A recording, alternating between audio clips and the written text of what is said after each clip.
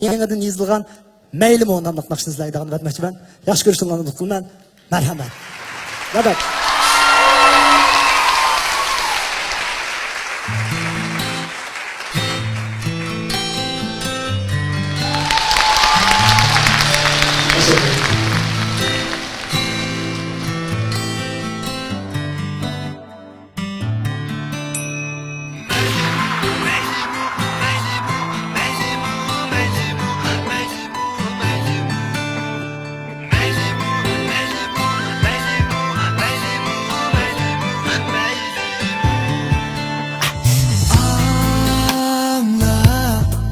Güzelim söygü yolida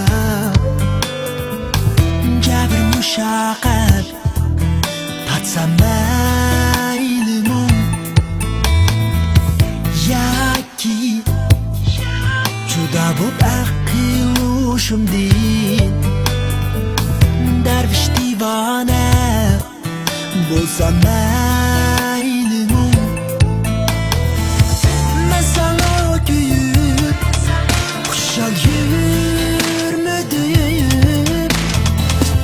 Aydaki yüzünü Yıllar görmedim Ne midir visal Gelme bilmedim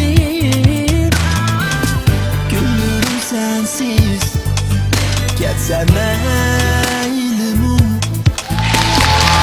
Ne midir visal bilmedim Gülürüm sensiz Gezem eylimu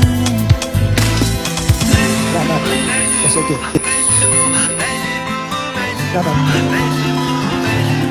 Meylim.